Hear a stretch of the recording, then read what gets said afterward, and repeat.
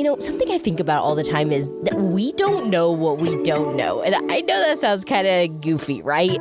But I try to remind myself this every single day. And it's not to reward ignorance, but it's to give some grace to myself and the people that are around me. Because sometimes we just simply don't know what we don't know. And that's why learning and curiosity and working towards that best version of ourselves is so important. This episode is going to be a little bit different, and I'm going to talk to you about what I wish I had known when I started podcasting back in 2021 and launching my first show, but also what I wish that I had known 2 years later, launching my 5th original show, and what it was like for me after 4 years of producing other people's podcasts to finally start my own show, and of course, what I wish I had known. Hello and welcome to Podcast for Profit. My name is Morgan Franklin. I'm a podcast producer, strategist, and educator. This podcast will help you create and grow a podcast that cuts through the noise of social media and speaks directly to your target audience. If you're ready to create a podcast that will align you with the experts in your industry, position yourself as a trusted leader, and create another source of revenue for your business, you're in the right place. Like so many people in 2020, my life turned completely upside down. I've never talked about this on the podcast before because it's very personal to me, but I basically started over my entire life 5 years ago. I was a wedding photographer and it was my passion. It was my life. I have been creating content and taking pictures since I was 13 years old. I later went on to work in digital marketing and photography full-time in 2016. By 2020, I was doing mostly luxury weddings in Nashville and across the Southeast. And, I really felt like everything was falling into place. You know what I'm saying? Like, I looked around and I thought, this is exactly where I'm supposed to be. I was getting published in magazines and websites and getting brand partnerships. And genuinely, I could not imagine myself anywhere else. It's funny how you remember very specific things, but I think about this brand trip that I took in February of 2020. I was going to take photos of a wedding workshop, and I took a trip to New York City, and I knew something wasn't right. Something in my life was really off, and I couldn't really put my finger on what it was. I remember the last morning of my trip, I woke up and I found out that my hometown had experienced an F4 tornado that just tore through our city. It impacted hundreds of people. And by the time that I made it home and turned around, we were in a full lockdown for COVID. At the time, I was living with a roommate that was an essential worker. And if anybody else was living with an essential worker at this time, you know that it was critical to not be exposed to anybody else, to not have anybody coming around. And of course, no one was getting married. I mean, I wasn't working. I wasn't going anywhere. And also, my first long-term relationship was falling apart. I'd been dating someone for about 3 years, but as I was kind of scrambling to put all the pieces of my life back together that I could, that was also falling apart. I felt like I had nothing, like things had changed so quickly. I didn't know when I was going to be able to work again. I had lost the longest romantic relationship of my life, and I genuinely felt very overwhelmed and, at a lot of times hopeless. Turns out being newly single and careerless in a global pandemic is kind of a lot to handle. It was New Year's of 2021, and my dad was calling me from a party to tell me Happy New Year's. And it's so funny because I remember that I was talking to him next to a trash can, and I don't know why that memory still sticks with me, but it does. He told me one of his friends wanted to run for office and needed someone to help with campaigning and social media and asked if he could give him my number. All I can remember is I said yes, but I didn't really mean it. You know what I mean?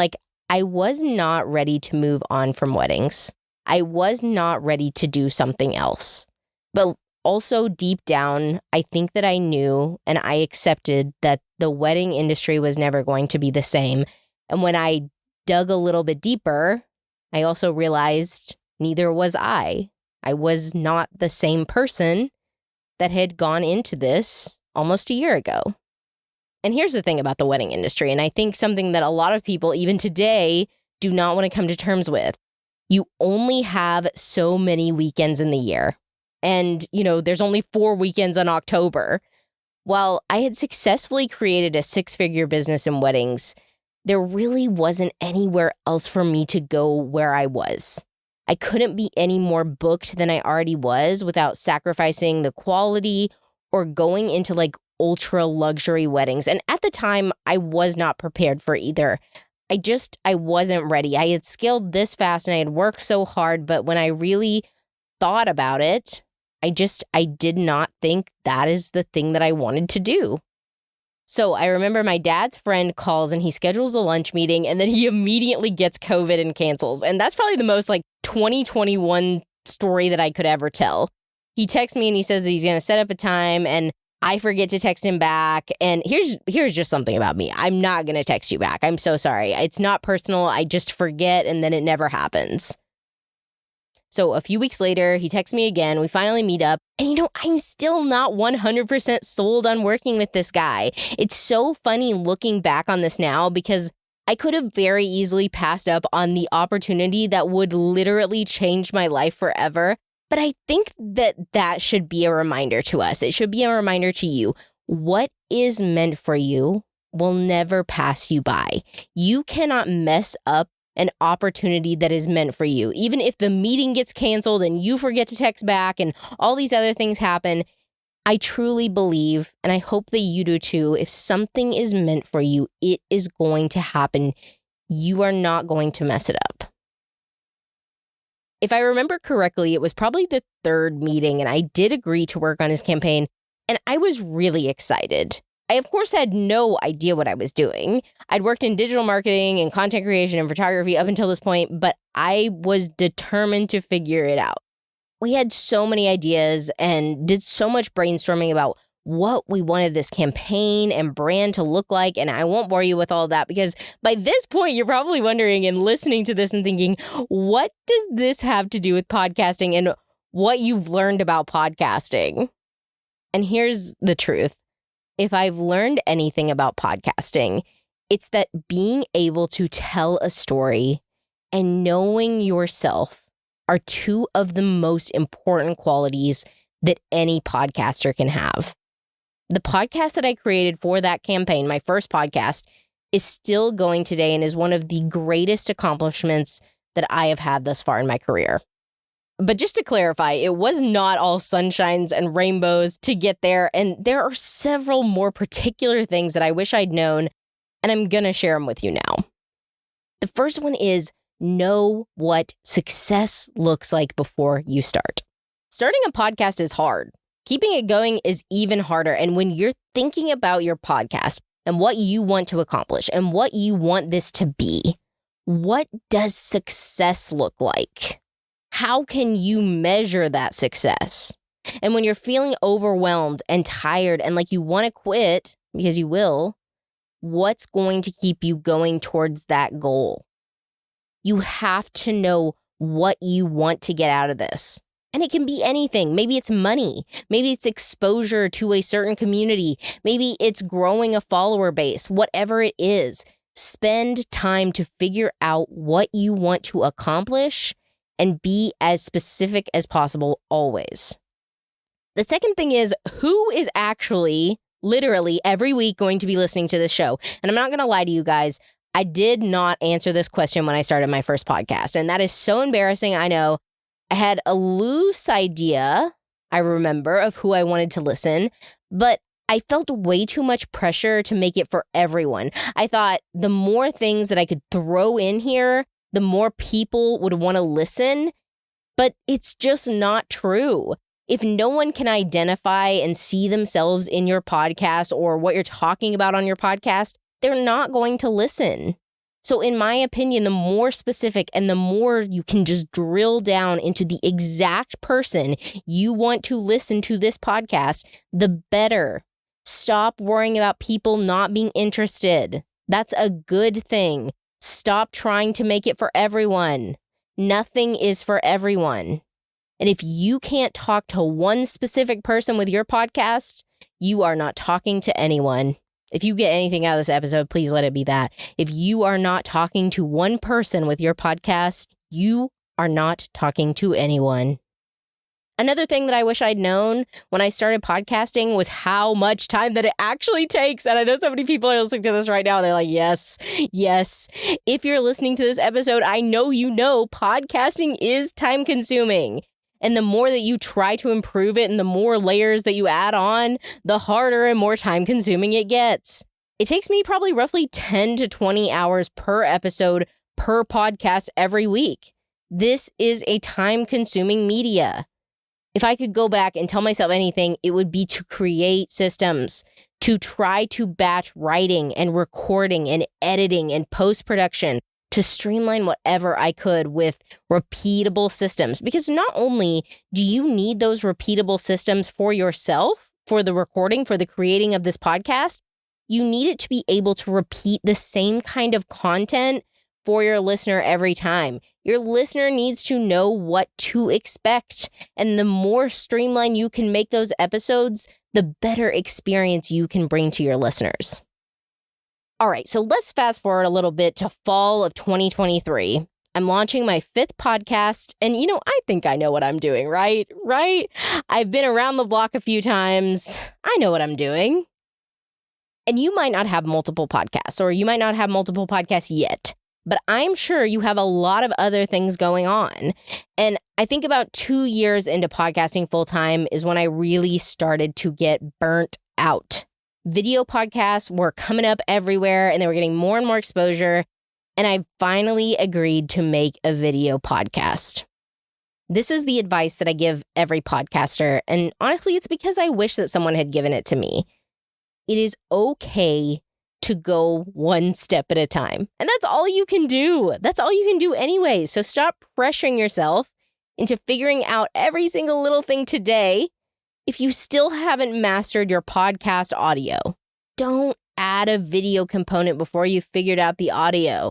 Not only is this a huge learning curve for every part of podcasting and the equipment that you need and how to set it up and how to actually use it, it is very expensive. So again, take it one step at a time. This is one of the most asked questions that I see on forums and, when I'm trying to reply to different questions that people have on Facebook groups. When should I have video? When should I start video? Let me just say, video almost stressed me out to the point where I was like, I don't know if I can do this anymore. Take it one step at a time, master your craft, and then continue on. Start with audio. If you do not know audio and video, start with audio. Learn audio, master audio, then go to video. But going back to my first round of suggestions, knowing your goals and knowing how to measure the success of this podcast, you have to hold yourself accountable to the growth of this podcast and actually take the time every month to sit down and say, okay, did we do better this month than we did last month? If not, why? If not, what can we do this month to do better than we did last month? Because nobody is going to be checking on these numbers for you. I'm not going to be sending you a message saying, hey, did you get more downloads this month than you did last month?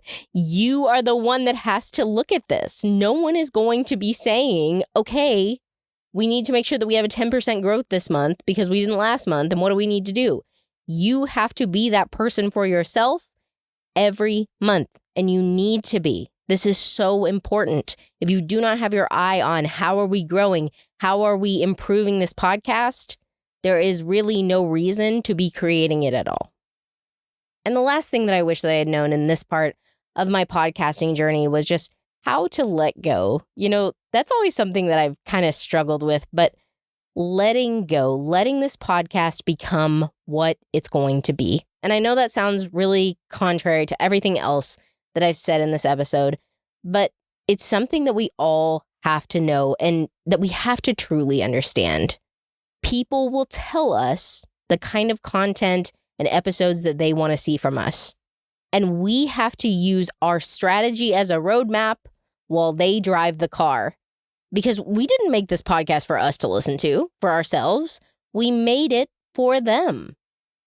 But without a doubt, the biggest lessons that I've learned in podcasting most recently have been over the past 6 months of having my own solo show, this Podcast for Profit. And like I said, I was producing podcasts for 4 years before I had my own podcast. And that's kind of strange in the podcasting world. Usually someone starts a podcast or is working for an established podcast and they're learning, and then they become a producer. So let me just say, it was a major wake-up call the first time I had to go behind this microphone.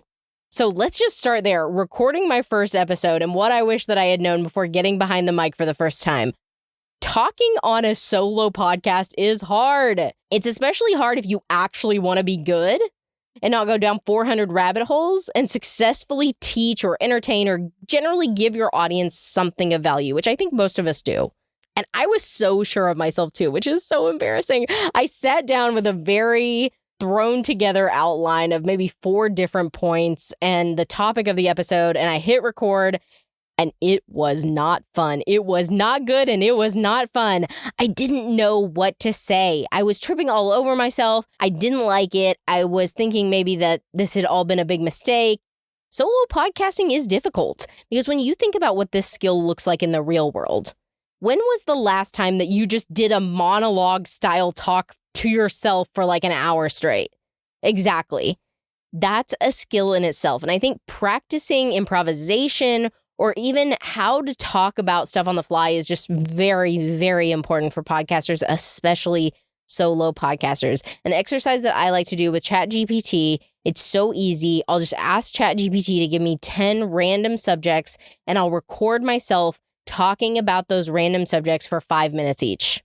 And another level of this could be that you ask ChatGPT for the 10 topics, and then you record yourself into ChatGPT. That's a new function that you can use with your phone. And I think on computers as well, you talking about it and then ask it to rate you on those topics and how good of a job that you did talking about it, and see what it says, because I'm sure it will have feedback for you. And I think that that could just be another level of practicing talking about something in a solo dialogue.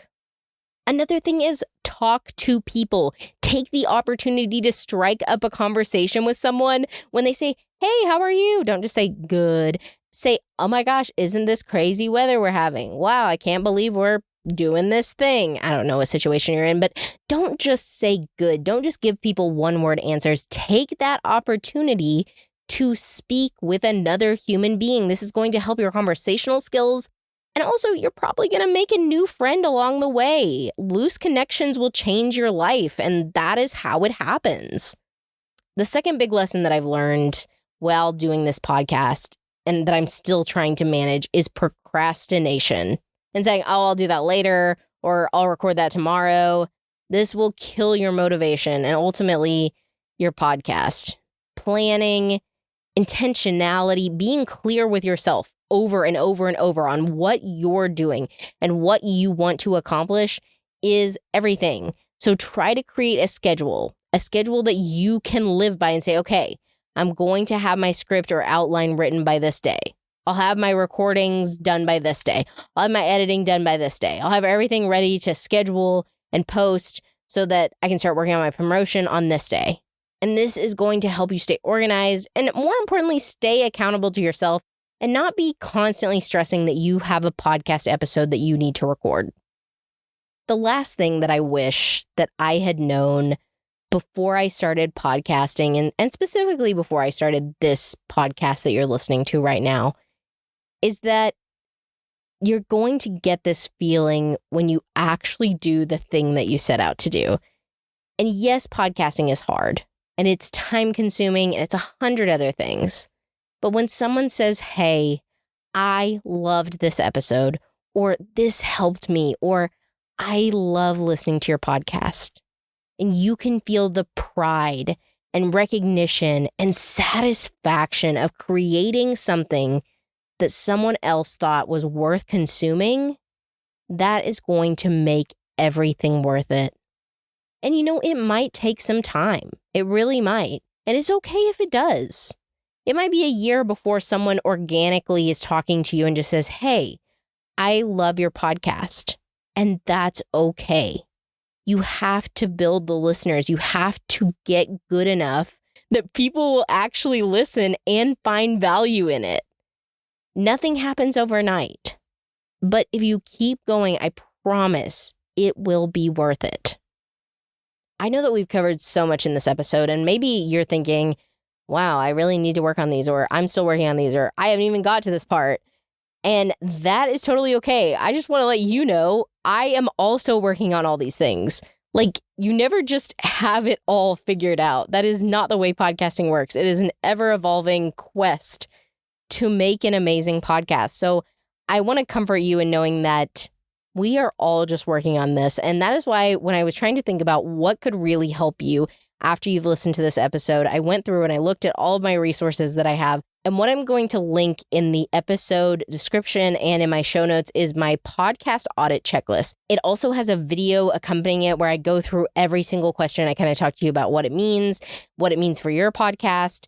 And I think that this is a really helpful tool just because this is kind of what I use to gauge where each one of my paid clients are at. So if you were to book an hour with me or book a year of coaching calls with me, these are some of the questions that I would send you to see where you're at. And I think that more than anything, most of the time, we just need to see, okay, this is where we're at, and this is what we need to work on. So that's why I thought that this would be really helpful if you've listened to this and you're thinking, okay, what do I do now?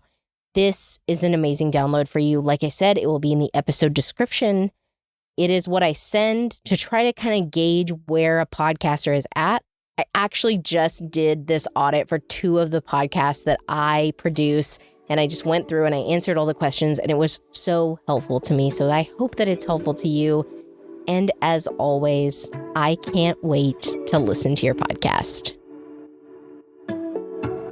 Hey, thank you so much for joining me on this episode. If you enjoyed the podcast and you'd like to hear more episodes like this one, go ahead and subscribe to the show. New episodes air every Monday morning. And if you found this episode valuable and you want to help other business owners and podcasters, will you leave me a 5-star review? It helps the show rank higher in the charts and brings more entrepreneurs the information they need to start making money on their podcast.